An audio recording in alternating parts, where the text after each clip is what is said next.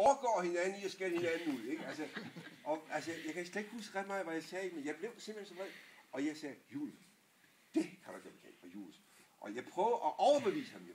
Og jeg prøver på alle mulige måder at overbevise om, at det her, det handler ikke om gaver, det handler om, at vi var glade og sådan, og nej, vi tager imod gaver. Nej, ryste på hovedet, ikke? Og jeg henviste til Anders. Anders, han sidder der, han vidste hvordan jeg gerne have et Jules. Ikke? Og så siger jeg, Jules, Jules, jeg synes godt nok, det her, det kan du gøre bekendt, Jules. Jeg synes, du er dum, synes jeg. Jeg synes, du er træls. Jeg begyndte i virkeligheden at sige ting, som jeg faktisk mente. Som det er som sådan en gammel forstokket idiot, ikke? Og jeg sagde alle mulige grimme ting, og Jules, han svarede bare, han var urokkelig. Og så sagde jeg ved ikke, hvor længe det var. Men det var højt. Det var larmende. Og til sidst, så var jeg sådan, så kunne jeg næsten ikke finde på mere, og have tabt luften, ikke? Og så sidst, så sagde jeg, Jules, jeg orker snart ikke mere, Jules. Og nu, jeg gider ikke høre mere om de pjat, ikke? Og så begyndte jeg at remse op. Jeg ved ikke, hvor jeg fik idéen fra.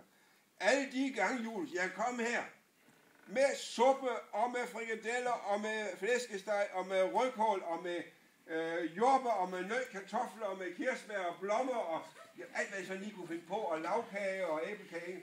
Alle de gange igennem alle årene, og det har vi jo gjort, ikke? Jules, har det måske ikke været gaver, Jules? Har du ikke taget imod dem? Ja. Så kigger han lidt på mig, så sagde han, jo, hvad skal du have for os?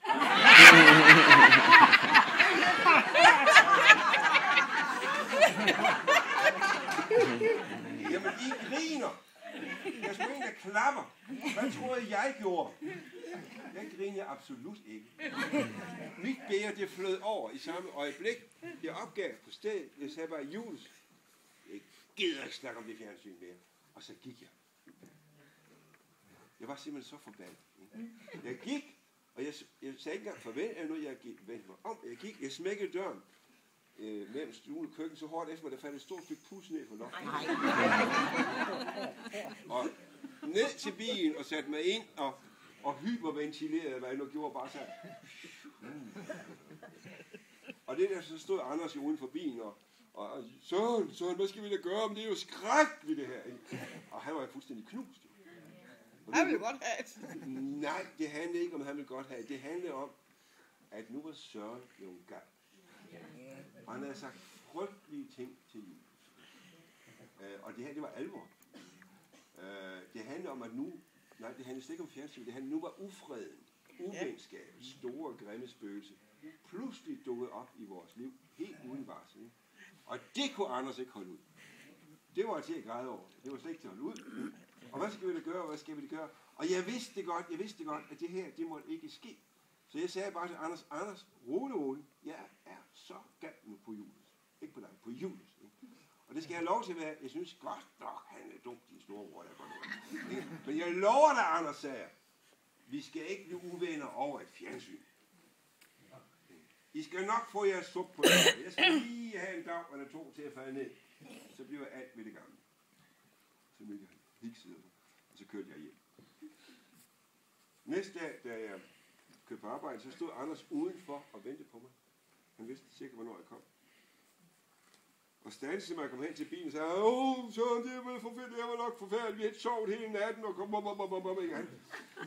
han sagde, og hvis det er så vigtigt med det fjernsyn, så jeg sagde, ro, Anders, glem det fjernsyn, det har aldrig eksisteret. Jeg har det allerede bedre, jeg har sovet i nat, og sådan, og I får jeres suppe på lørdag. Glem. Og så kørte jeg.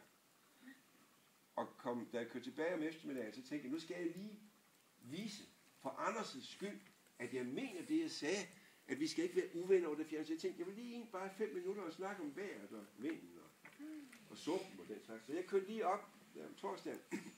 Og da jeg kom op i stuen, så sagde Anders og Jules, der begge to, og så råbte Jules til mig, nå, kommer du der? Ja. Og så sagde han, det var nok dig, der vandt, sagde han så. Men det skal stå inde i en bindestov, og ikke sige det.